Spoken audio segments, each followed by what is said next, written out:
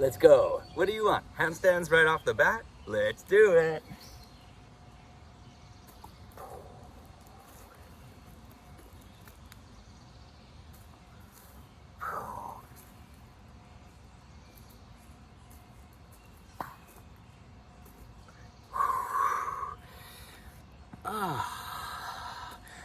You know, the irony is not lost on me that I am making a handstand tech vlog and I don't hold my handstands very long.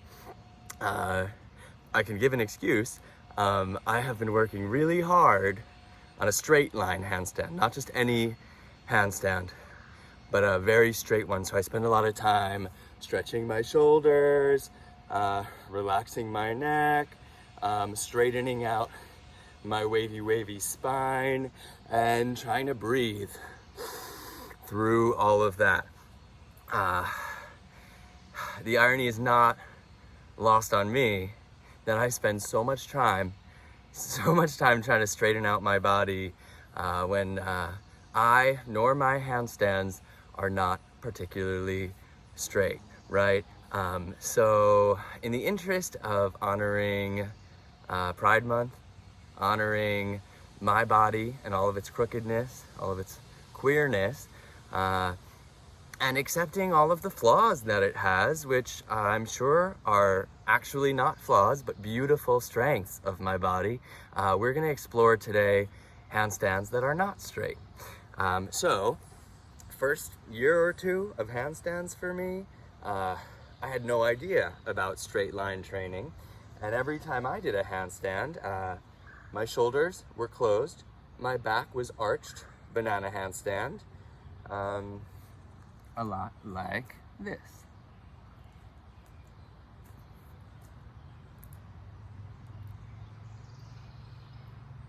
And that's actually pretty close to a contortion handstand, where I'd be reaching my feet toward my head. Something you can do from here is you can try to shoot up your body like a rocket ship into a straight line. But today we're exploring the bendy shape. Contortion handstand, by the way. A friend of mine always says, tits to the floor. Thank you, Jack. Some people have suggested that this not straight handstand that I was doing was a planche. I don't think that's true. I think a planche, my shoulders would be far out over here, and with a planche, you're trying to find balance in that shape. Somehow, one day, I'll have more strength for planches. Another thing you can explore from a banana handstand is a slow descent to the ground. Very beautiful looking. Can actually lead you into one of my favorite movements. Le worm. And one more thought on these closed-shouldered handstands. It's a great body shape to use if you want to explore split legs, stag legs. Let me show you what I mean.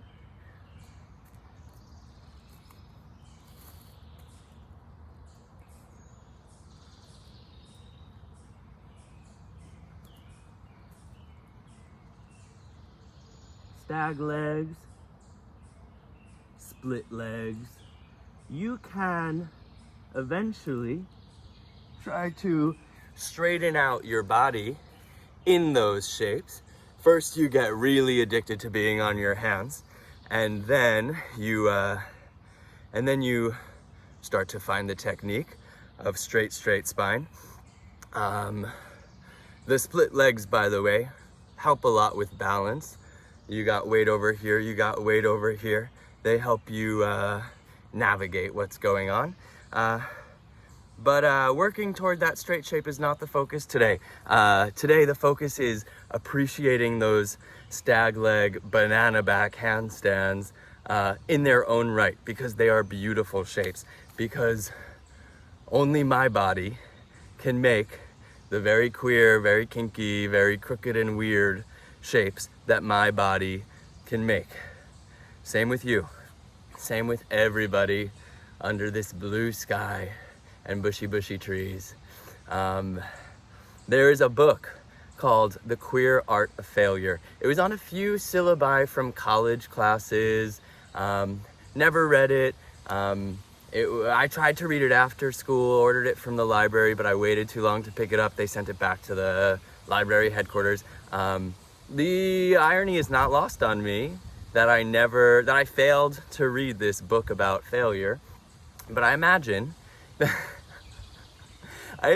this book was about accepting the parts of ourselves that we think are failures, that we think are not normal, accepting when we can't stand up straight, when we can't do things perfectly with perfect technique.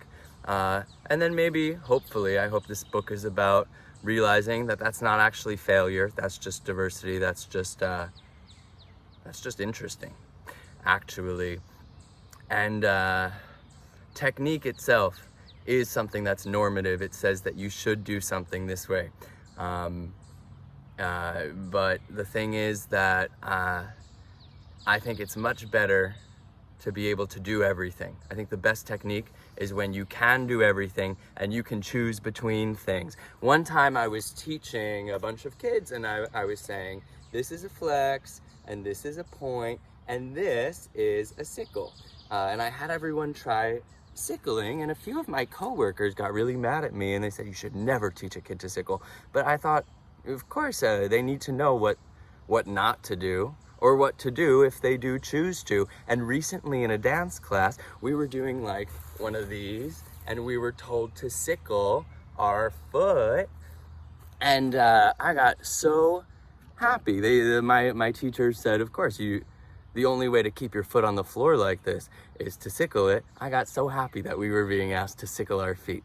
I have been doing handstands for 3 years. I started when I was 25. I always feel like I'm running to catch up with all the people who started when they were babies. But this Pride Month, I've been working really hard to accept my body for what it can do.